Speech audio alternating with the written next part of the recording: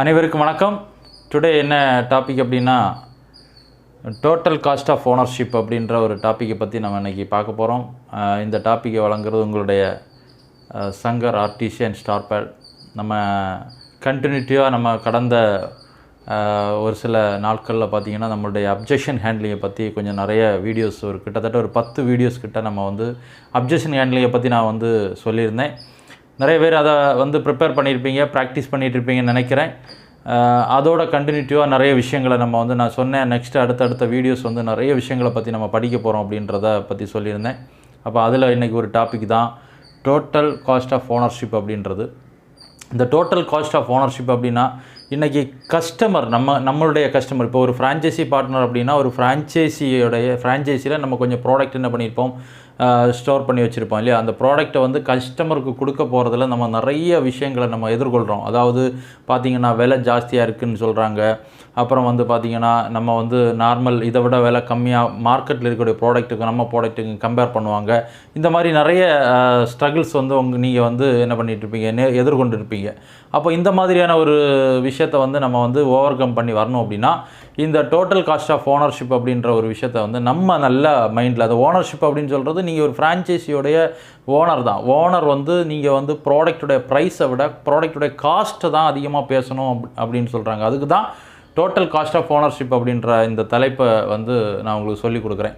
அப்போ இதில் பார்த்திங்கன்னா நம்ம ப்ரைஸுக்கும் காஸ்ட்டுக்கும் டிஃப்ரெண்ட் தெரியணும். நிறைய பேர் ப்ரைஸ் விலையை பார்த்து நம்ம பொருளுடைய தரத்தை குவாலிட்டியை தெரிஞ்சிக்காமல் விலையை மட்டுமே பார்த்து என்ன பண்ணுறாங்க, என்கிட்ட இப்போ காசு இல்லை, எனக்கு இந்த மாதிரியான பொருட்கள் விலை ஜாஸ்தியாக இருக்குது அப்படின்ற மாதிரி ஒரு காரணத்தை சொல்லிவிட்டு நம்ம பொருட்களை என்ன பண்ணுறாங்க, அவாய்ட் பண்ணுறாங்க. அப்படின்னா அதுக்கு காரணம் அந்த ப்ராடக்ட்டுடைய ப்ரைஸை தான் பார்க்குறாங்களே தவிர அந்த ப்ராடக்ட்டுடைய காஸ்ட் என்ன அப்படின்றது இல்லை. காஸ்ட் மீன்ஸ் அந்த ப்ராடக்ட்டுடைய குவாலிட்டி, தரம், அந்த குவாலிட்டி, அதாவது நாளைக்கு அவங்களுக்கு ஏற்படக்கூடிய செலவை குறைச்சி கொடுக்கறதுக்கு பேர் தான் காஸ்ட் அப்படின்னு சொல்கிறது.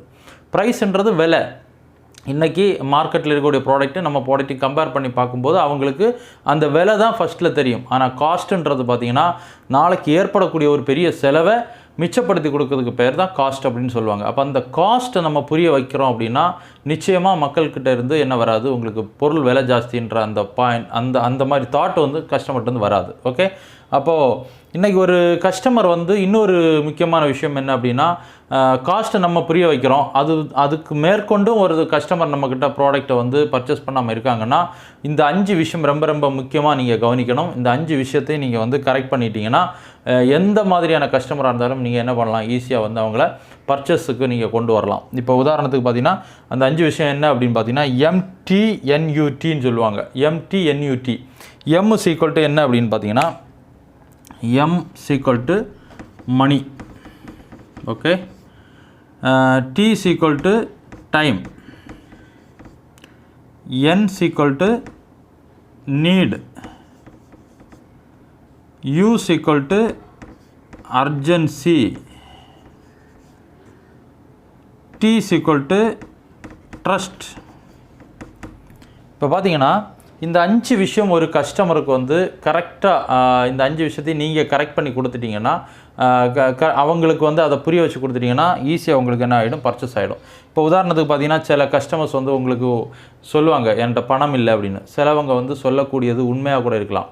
ஏன்னா அவங்களுடைய சூழ்நிலை, அவங்களுடைய பட்ஜெட்டு, அவங்களுடைய வருமானத்தினுடைய அந்த விஷயங்கள் எல்லாம் பார்த்திங்கன்னா மாதத்தில் கரெக்டான பட்ஜெட் போட்டு வாழ்ந்துட்டு இருக்கக்கூடியவங்கக்கிட்ட பார்த்திங்கன்னா அந்த பணம் பற்றாக்குறை இருக்கும். அதனால் அவங்க ஓப்பனாக சொல்லுவாங்க என்கிட்ட இப்போதைக்கு பணம் இல்லை அப்படின்னு சொல்லுவாங்க. அப்போ அந்த பணம் இல்லை அப்படின்றத நீங்கள் எப்படி கரெக்ட் பண்ணி கொடுக்கணும், இப்போ அந்த ப்ராடக்ட்டை நீங்கள் எந்த மாதிரியான மெத்தடில் கொடுக்கணும் அப்படின்றத நீங்கள் அந்த கஸ்டமர் சரியான நல்ல குவாலிட்டியான கஸ்டமராக இருந்தால் நீங்கள் அதை அதுக்கு ஒரு சொல்யூஷன் கொடுத்தீங்கன்னா கண்டிப்பாக உங்கள்கிட்ட என்ன ஆகிடும், பர்ச்சேஸ் பண்ணிவிடுவாங்க.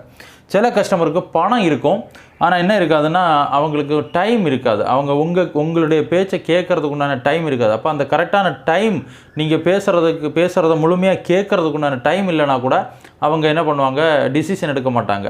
அதாவது இது முடிவு எடுக்க மாட்டாங்க. அப்போது என்னென்னா அந்த டைமை கரெக்டாக நீங்கள் செட் பண்ணி நீங்கள் நம்ம ப்ராடக்ட்டை போய் என்ன பண்ணணும், அவங்கள்ட்ட பிச் பண்ணி பேசுனீங்கன்னா கண்டிப்பாக அதில் என்ன கிடைக்கும், உங்களுக்கு ரிசல்ட்டு கிடைக்கும். மூணாவது விஷயம் என்னென்னா நீடு, தேவை.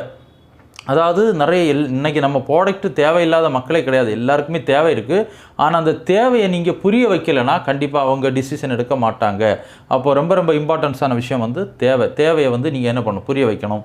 இன்றைக்கி காலகட்டத்தினுடைய உடல், அதாவது ஆரோக்கியம் சம்மந்தப்பட்ட விஷயத்தை நீங்கள் சரியான முறையில் புரிய வச்சிட்டிங்கன்னா, அவங்களுடைய தேவை அப்படின்ற இது நமக்கு ரொம்ப ரொம்ப தேவைன்றதை அவங்களுக்கு புரிய வச்சிட்டிங்கன்னா 100% உங்களுக்கு என்ன கிடைக்கும், ரிசல்ட் கிடைக்கும்.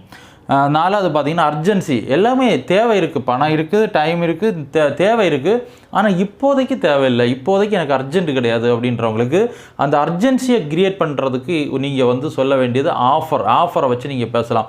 இன்றைக்கி வந்து எக்ஸ்ட்ரா இன்றைக்கி நீங்கள் வாங்கினீங்கன்னா ஒரு டிஸ்கவுண்ட் இருக்குது, அந்த மாதிரி டிஸ்கவுண்ட்டோ ஆஃபரோ ஏதோ ஒரு விஷயத்தை நீங்கள் உருவாக்கி கொடுத்தீங்கன்னா அதோட அர்ஜென்சியாக மாறும் அந்த கஸ்டமருக்கு.